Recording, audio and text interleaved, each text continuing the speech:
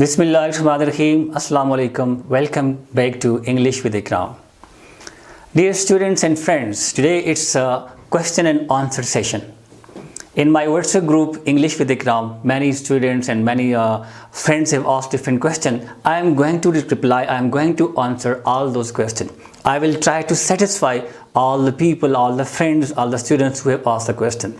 The first question that has been asked by Adil Ahmed from Mansera. Adil Ahmed Mansera, maybe he is a student of BS. उसने question पूछा कि what is causative verb? Causative verbs क्या होते हैं? तो let's discuss what is causative verb. So there are three or four commonly used causative verbs. The first one is causative verb. Causative verb, it's the verb that indicates that one person causes another person to do something for the first person. This is causative verb. A verb that indicates that one person causes another person to do something for the first person. I hope the definition is clear to you. This is causative verb. There are four main causative verbs. The first one is have.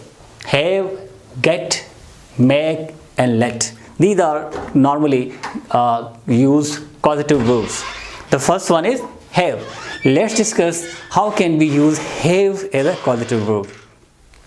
The first structure of causative verb is subject plus have plus object, normally the person, and plus anything, maybe object, etc. Subject plus have plus object, object may be a person. This is the first structure of causative verb have.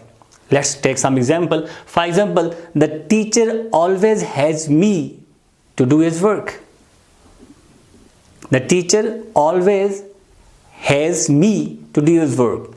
The first structure of causative verb. One more example. He always had his friend to complete his assignment. He always had his friend to complete his assignment.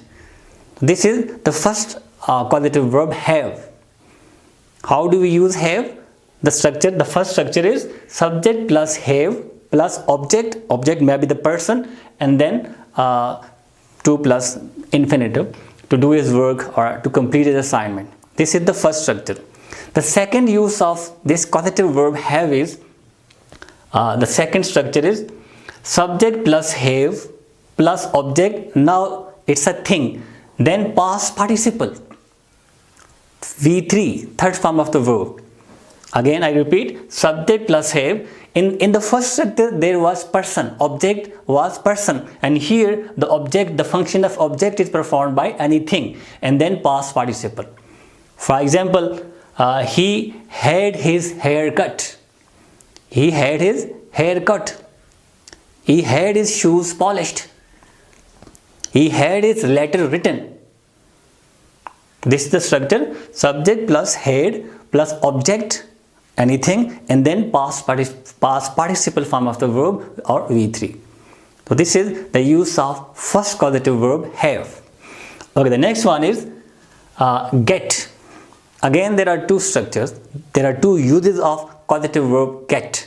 The first one is subject plus get plus object. Object may be person and plus infinitive. The first structure of the use of causative verb get is subject plus get plus object, object here person plus infinitive. For example, he got his son to polish his shoes. He got his son polish his shoes. He got that person write a letter. Urdu में हम translate करते हैं, चलिए हम simple, कि उसने अपने teacher से ख़त लिखवाया, उसने अपने बेटे से जूते पॉलिश करवाए. He got the cobbler mend his shoes. उसने मोची से अपने जूते मरम्मत करवाए. तो this is the first structure of causative verb get.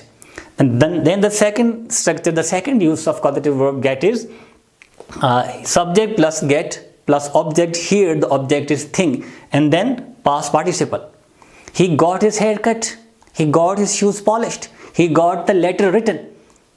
Usne. Now here we are not mentioning the subject, उसने ख़त लिखवाया। नॉर्मली आमतौर पर भी स्टूडेंट्स या टीचर्स आम लोग पूछते हैं मैसेजेस में कि उसने ख़त लिखवाया, इसकी क्या इंग्लिश है। तो दिस इज़ कॉजेटिव वर्ब। उसने ख़त लिखवाया, उसने बाल कटवाए, he got the haircut. उसने जूते मरम्मत करवाए, he got the shoes mended. उसने जूते पॉलिश करवाए, he got his shoes polished. This is the second structure of the second. In the first we mention the doer of an action, and the second structure we don't mention, right? These are the first two causative verbs. Then the next one is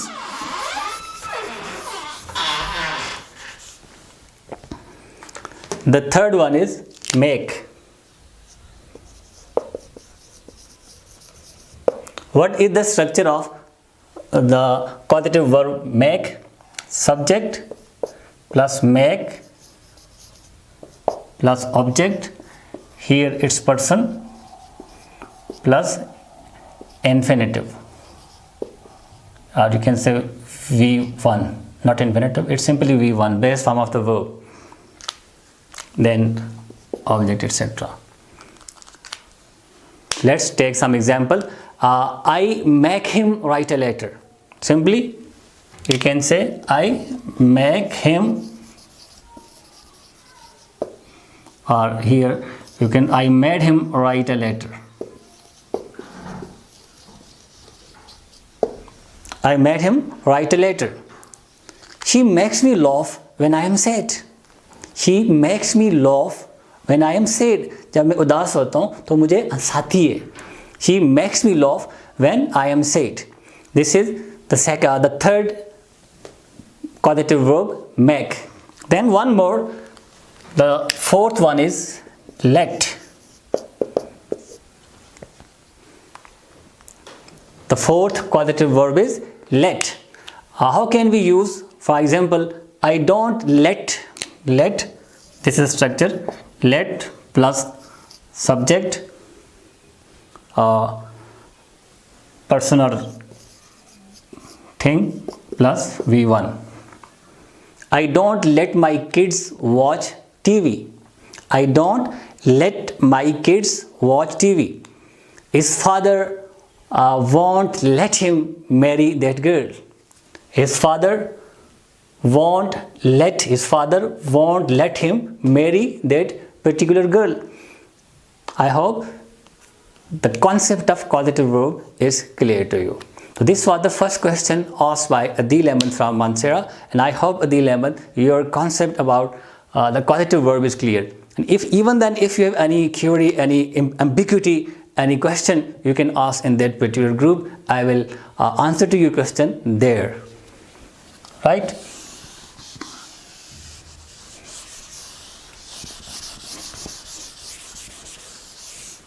Now question number 2.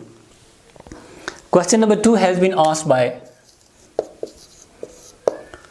Khalida Parveen. She is from Government Girls Higher Secondary School, Jahangira. She has asked a question that about passivization.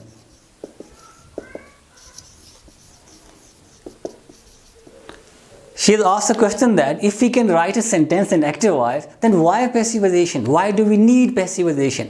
Why do we use passive voice? What is the reason? So I hope you will get satisfied after my answer. The first reason is when the subject is unknown, doer of an action is unknown, or you deliberately hide the subject, or the subject is not important. 3 things in one reason. You use passivization, you say the sentence and you write the sentence in passive voice when the subject is unknown, you don't know the doer of an action, or you deliberately you want to hide the subject, the doer of an action, or the subject is not so much important. In these 3 cases, you use passive voice. Let's take some examples. How? For example, मैं कहता हूँ कि मेरा mobile गुम हो गया. I don't know. So I would say my mobile has been stolen. It looks easy, it looks convenient. Simply you can say, this is a convenient approach. My mobile has been stolen. Now there are three things. एक तो ये है कि I don't know the doer of an action, or if I want to hide the subject, मैं जानबूझ के छुपाना चाहता हूँ. That's why I use passivization. My book has been stolen. Right? Then the second reason is when the reason of an action, the reason is too obvious to be stated.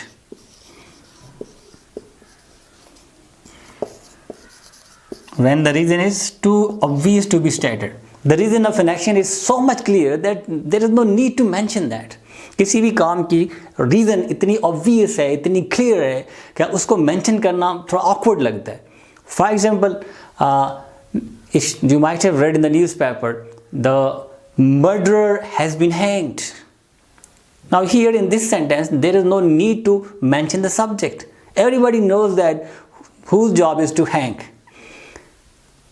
Hang करना, फांसी देना किसकी job है? क्या ये सज़ा सुनाना? He has been given the punishment of that hanging. अब सज़ा कौन सुनाता है? The reason is too obvious, no need to mention it. So here the sentence should be in passive voice. It looks convenient, it looks attractive, it looks good, it looks nice. If you write the sentence in passive voice. The thief has been arrested. अब arrest कौन करता है? हर बंदे को पता है कि police करती है. तो यहाँ ये लिखना कि police has arrested the thief. It looks a bit awkward. So for an easy approach, for convenience, for attraction, we say the sentence in passive voice. In this course, we use passive voice. The thief has been arrested. The murderer has been hanged. Right? Then the third reason is very simple. When object is important. You want to give importance to object. This is the structure of passivization, that we object at the beginning. In the sentences of active voice, the subject is always at the beginning. But in the structure of passive voice, object is at the beginning. And if you want to give importance to the object is important for you, you will put that particular object at the beginning. And when the object is at the beginning, obviously the sentence would be in passive voice. For example, your assignment has been checked. Your result has been declared. Here, the result is important. Your assignment is important. Your assignment has been checked thoroughly. Assignment is object and I have put it at the beginning. That's why the sentence is in passive voice. So these are some important reasons for passivization. Sometimes we use passive voices, the sentence in passive voice. I hope, Ma'am Khalida, your question has been answered. Even then, if you have any ambiguity, you may ask. Right? Question number 3.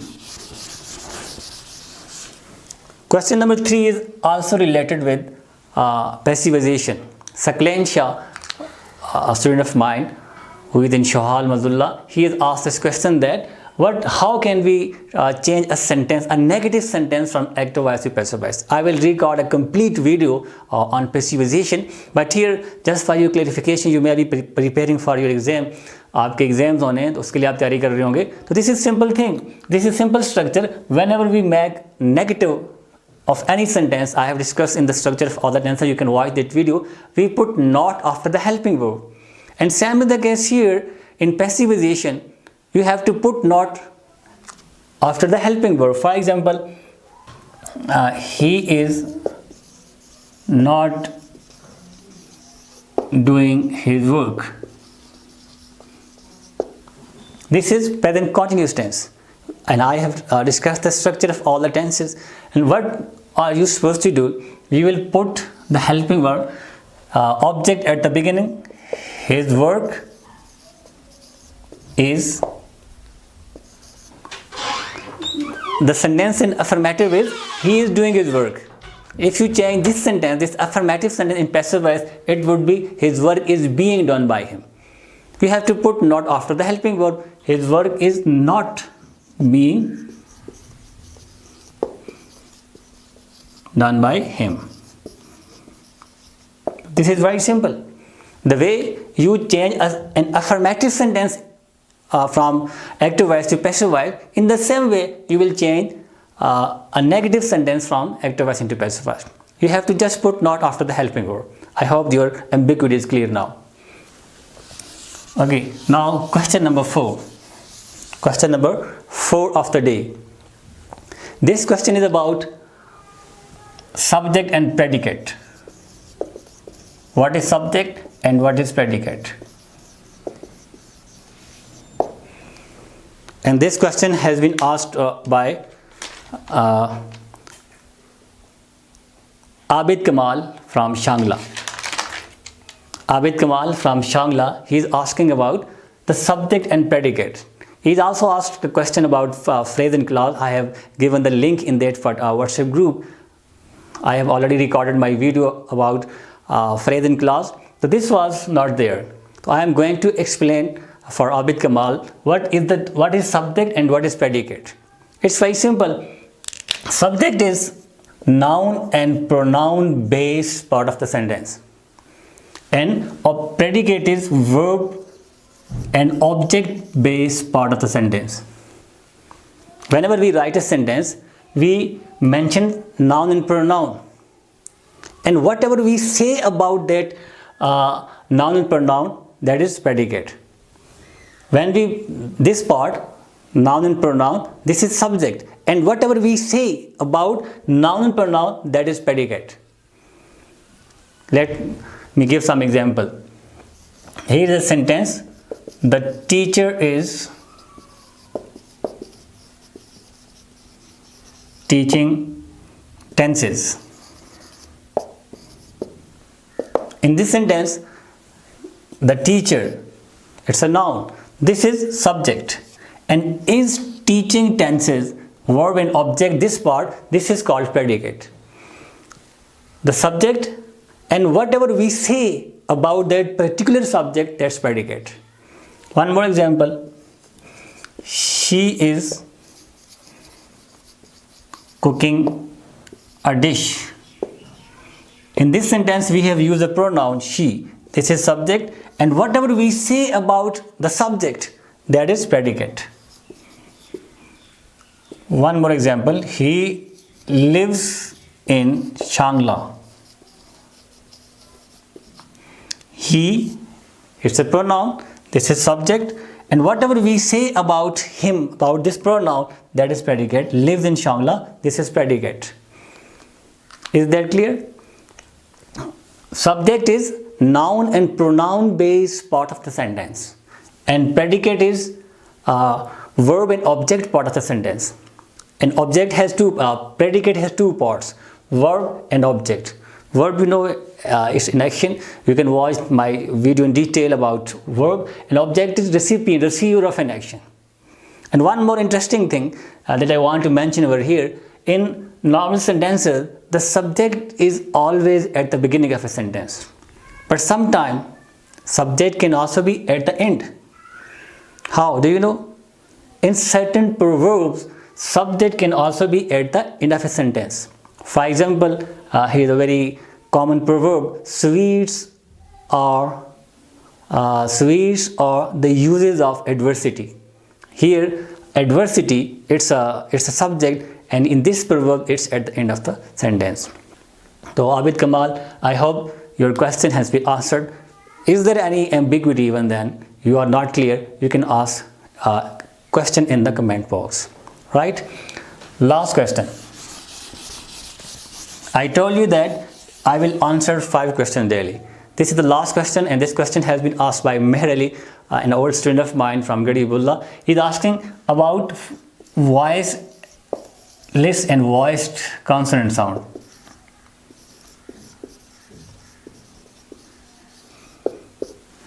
What is voiced and what is voiceless consonant? So you have to first watch my video about consonants. My video is there in the playlist pronunciation, voiced and consonants and vowel sound. First you have to watch that video. I hope the concept of Meher Ali is clear about the consonant sound. He is not clear about voiced and voiceless.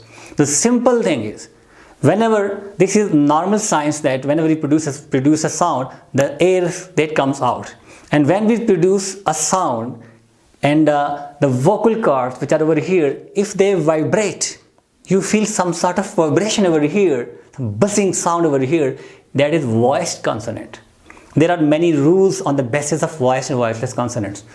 Many phonological rules which are based on the voiced and voiceless consonants. If you are not clear about the voiced and voiceless consonant, your pronunciation, phonological rules may not be clear. Your pronunciation may not be clear. You have to learn sounds and consonant sound and vowel sound and voiceless and voice. For example, this is one rule, that whenever da sound comes at the end of a word before a voiceless consonant, it becomes ta. This is a phonological rule. I am just giving one example. For example, in the word jumped, da sound before a voiceless consonant. Here, it becomes ta, jumped. You can't say jumped. It's jumped. Da sound becomes ta. And when da sound comes before a voiced consonant at the end of a word, it remains da. For example, begged. Here, da sound is before a voiced consonant, it will remain da. So, voiced consonant is a sound. When you utter that particular sound, you put your finger over here. This is simple method of identification or feeling. You will feel a sort of vibration of vocal cord. For example, there are two pairs, pa, one pair of sound, pa and b. When we say pa, pa, there isn't any vibration. It is voiceless consonant. And when you say b, b, g, such sound, you produce such sound, you feel a sort of vibration over here. This is voiced consonant. All the vowel sounds are voiced, and there are certain consonant sounds which are voiceless and which are voiced. The simple method about which Merrily is asked, how can we identify? Just put your finger, this is simple methodology. Just put your finger over here. If you feel some sort of buzzing sound or vibration by putting your finger over here, then that is voiced. If there isn't any buzzing sound or any vibration, that's voiceless consonant. So I have answered all the 5 questions. I will upload this video. I will upload the next video tomorrow answering to your questions. आपके जो भी questions, जो भी queries होंगी, आपने again I repeat, you have to ask any question in the comment box if you are my subscriber, and if you haven't subscribed my channel, you have to subscribe my channel right now. You can watch my video there from the channel, or I will also share in different groups for your satisfaction. That's all for today. Thank you very much. Allah Hafiz.